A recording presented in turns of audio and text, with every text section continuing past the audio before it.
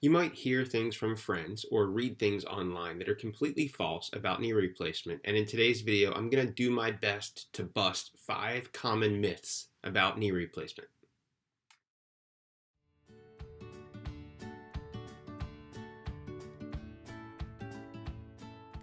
Thanks again for watching, and if you have not already, let me please ask you to subscribe and like so people can find this information.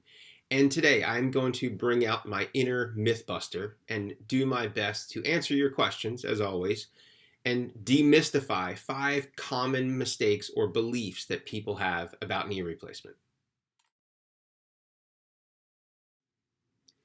Myth number 1, knee replacement is your only option. False. What I like to tell people, because some people really need knee replacement to improve their quality of life and to lessen pain and to be able to do the things that they want to do. But for many people, it's not a life-threatening thing like a heart attack. If you had a complete blockage of your heart, the cardiologist says you need to have a stent. And if you broke your ankle and the bone was sticking out of your skin, I tell you that you need to have surgery to wash it out and put the bones back together. But there are lots of people that have arthritis that do not have surgery. But it doesn't mean that you have to be in pain.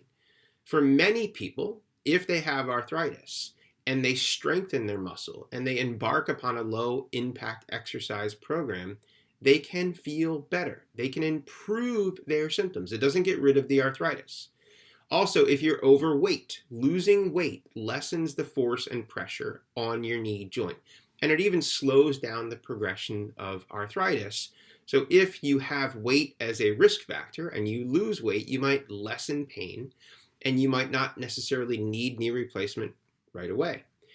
Other options are treatment. So you can use oral medication pills, things that you can buy over the counter. You might get prescriptions.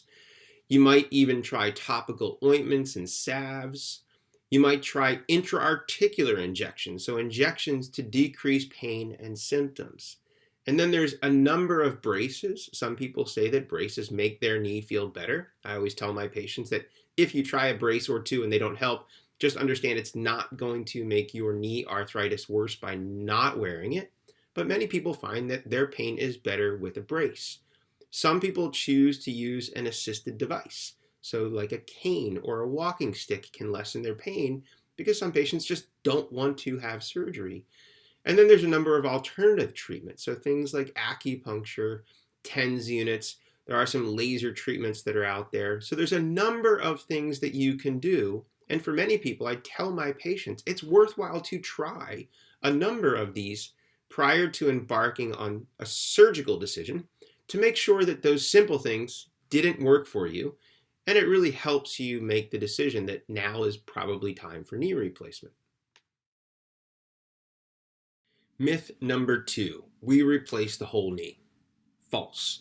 A lot of patients believe that we really take a saw to the end of your thigh bone or the top of your shin bone and chop out this huge segment of bone and replace it with this artificial knee joint. There are knees like that, and we call these distal femoral replacements or proximal tibial replacements or hinges. These are used in rare instances. So people that have tumors or people that had a knee replacement that then fell and shattered the bone and there's nothing left to put back together. It's a very, very small percentage of people that need that kind of operation.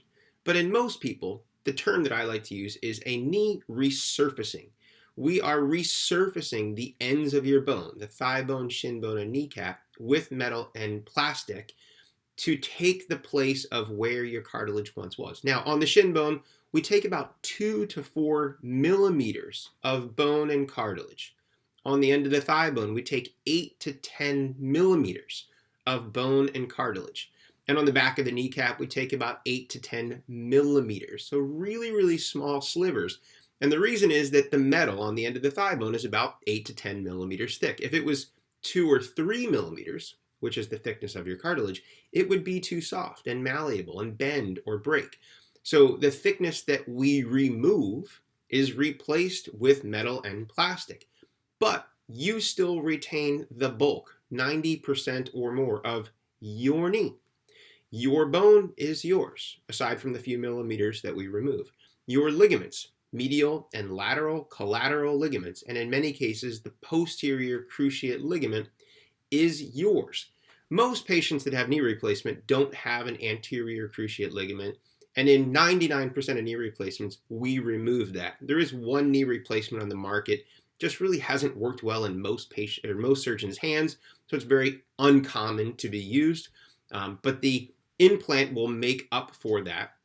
The other thing that is yours is your ligaments on the patellar ligament, your tendon, the quadriceps tendon, your muscles that drive the knee, the quad and the hamstring muscles, and the tissue that surrounds your knee called the synovium. It's basically the bag that encloses the knee joint. It's what swells when athletes get water on the knee. So when patients ask, why does my knee replacement still hurt? It's not the cartilage rubbing on cartilage, because that's gone. And the metal on plastic does not have any nerve endings. But you can still have pain from the ligaments, from the bones, from the tendons, from the muscles. And you can still damage those things. There's people that have had knee replacements that have an injury and then tear or rupture their medial collateral ligament, and it might require treatment or bracing.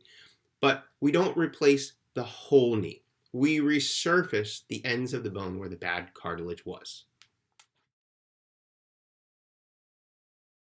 Myth number 3, total knee replacement recovery is long and painful. Kind of true and kind of false, and that's why I wanted to bring it up here. And I've had other talks that you can go back and look where we talk about multimodal pain management, and a lot of my pre-op stuff addresses this. Like most things, it's a bell-shaped curve. I've treated thousands of patients over the years that have had knee replacement. And I like to believe that I'm very methodical about my pre-op optimization, my surgical technique, and my post-operative pain management protocols.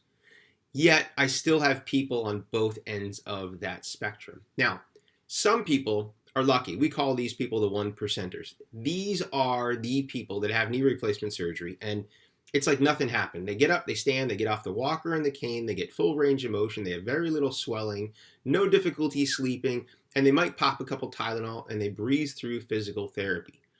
And if you're one of these people, you're lucky. Congratulations. If you know people like that, you are jealous of their recovery. But on the other end of the spectrum, there's another group of 1%ers that do have severe pain and long protracted recoveries. So like I said, can be true and false. Now, if we do 1 million knee replacements in the United States per year, it's about what's done. 1% is 10,000. So there's 10,000 people out there that are going to have severe pain and problems. But what I tell patients is that, one, you have to make sure that you have severe pain and arthritis and fail conservative care to see the benefits of a knee replacement surgery. The one analogy that I like to use in the office for patients is if your normal knee was a perfect 10 out of 10, a really, really good total knee replacement is an 8 out of 10, and a great total knee replacement is a 9 out of 10. We're never going to get you your normal knee. So setting expectations at the very beginning is important. If you're a 4 and you go from a 4 to an 8, that's a 100% improvement in your pain and symptoms and function. And you should be happy. If you expect a 10, you're going to be unhappy. Now, if you're a 7 on the silly scale that I made up, and you go through surgery and 3 months of rehab and move up 1 point, the odds are you're not going to be happy. You're probably still going to have pain. You might be one of these people that say, my knee pain is not any better, or it might be worse than it was before surgery. I wish I had it. I wish I never had it done. And this is why it's really important to have the appropriate patient selection. Not everybody with pain should have a knee replacement. Now, as part of controlling pain, number one most important thing is multimodal pain management, meaning that we give multiple medications to control pain beginning before surgery ever starts. So typically my protocol as of now is we usually start patients on Tylenol. So a week before surgery, we're making sure that they're on scheduled Tylenol, and we start them on a scheduled anti-inflammatory, typically Celebrex.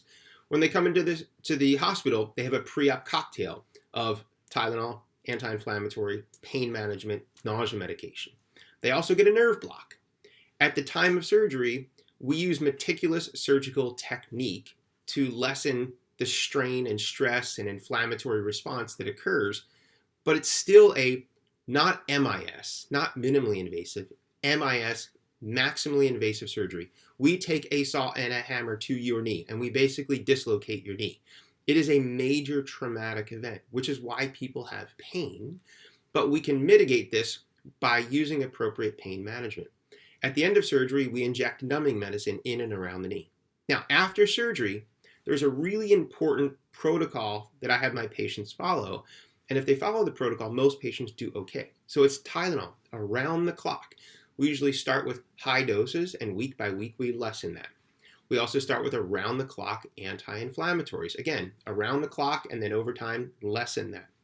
In some patients, we use a nerve pill, typically one called Neurontin or gabapentin, initially around the clock, and then we lower that. And this taper usually occurs over a 2 to 4 week period. Now, after all of that, we still have other modalities to improve pain: controlling swelling, ice, elevation, compression. So ice machines that offer compression, like the Game Ready, is an incredible device that lessens pain and reduces swelling. So it's a modality that decreases pain. For some of my patients, I even talk to them and discuss the role of mindfulness or meditation. There are a lot of people that have stress and pain and anxiety, and pain can be heightened by anxiety. The sympathetic nervous system can put the nervous system in pain into overdrive. And if you use breathing techniques or mindfulness, if that's something that you enjoy doing, that is another modality that can lessen pain and inflammation. Now, after all of this, we use narcotics. Narcotics are not the first line treatment. This is something that we did back in the 80s and 90s. You only had narcotics. You took these pills until you were nauseous or constipated, and there wasn't much else to take. Now we know that we can use multiple medications because there are multiple things, inflammation and pain receptors and different pain receptors, mu receptors, which are controlled by opioids. And if we give a little bit of medicine to each of those receptors, we control pain better than giving just one medication. So most people can get off the narcotics first, and then they decide if they need the nerve pill, we can get rid of that. Was the Tylenol working better than the anti-inflammatory? Continue the Tylenol. Was the anti-inflammatory working better than the Tylenol? Wean off of that. And each patient is going to be different. But for most patients, what I tell them is you're probably going to have pain and symptoms for up to 3 months. Most people are 80% recovered at 3 months. The final 20% improvement, which is usually gaining strength and gaining endurance, can take another 6 to 9 months. But the bulk of the pain is in the first couple days and the first couple weeks.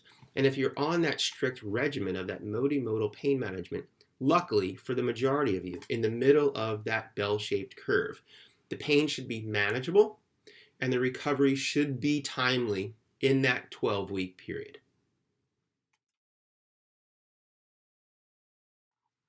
Myth number 4, you cannot return to an active lifestyle. False. The whole goal of knee replacement is to improve your quality of life. We want you to get back to an active lifestyle.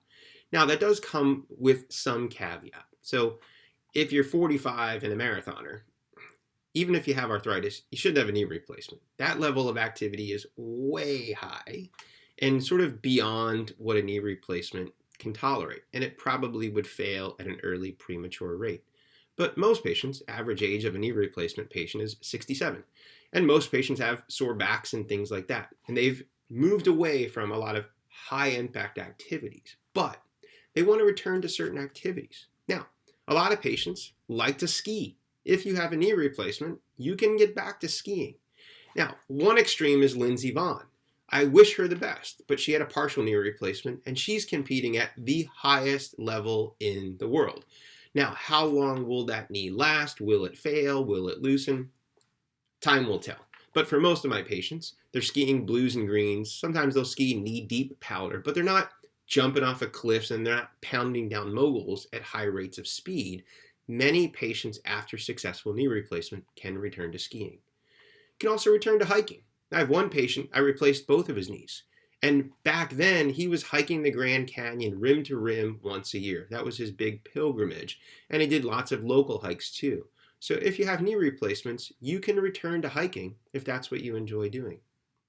The other thing are racket sports. Pickleball has taken off. a lot of patients still play tennis.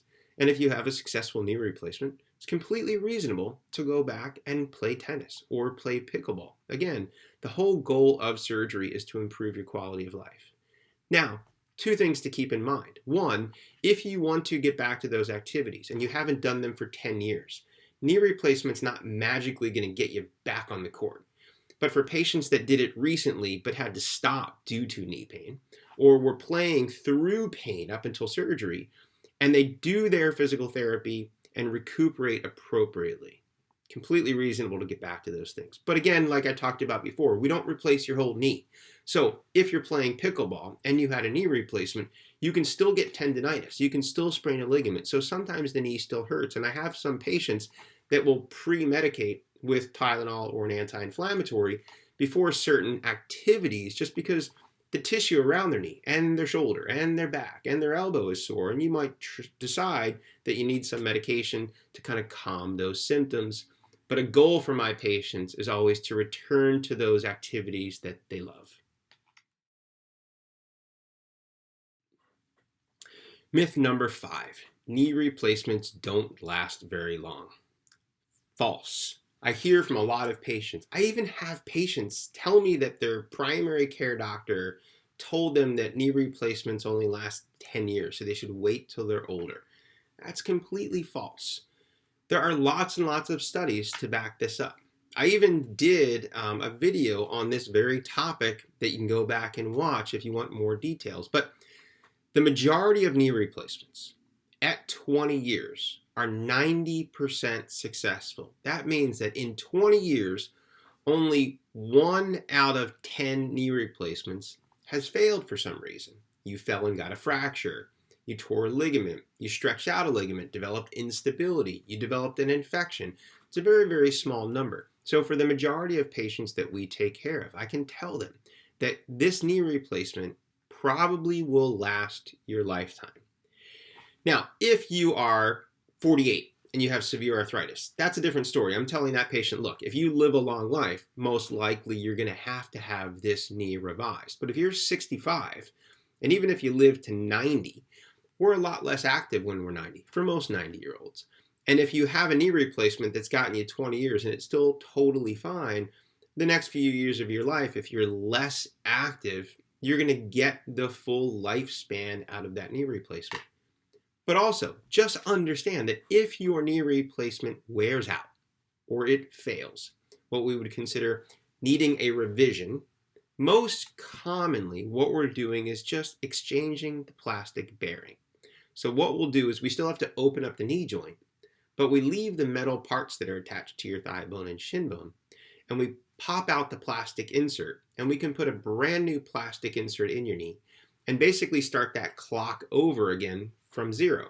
And it gets you another 20 plus years of survival. So for patients that are afraid at a young age to have a knee replacement because someone said it's only going to last 10 years, and they're thinking you got to go in there and rip everything out and start all over again from scratch. No. Do not live and suffer in pain waiting for some arbitrary age, because knee replacements have become so successful that we can improve your quality of life and improve your pain. And again, for the majority of people at 20 years, 90% of knees are still doing fine. For most of you, the knee replacement should last a lifetime. And there you have it, 5 myths busted about knee replacement. So I hope you've found this information helpful. If you like this content, give me a thumbs up, like button, and until next time, stay safe.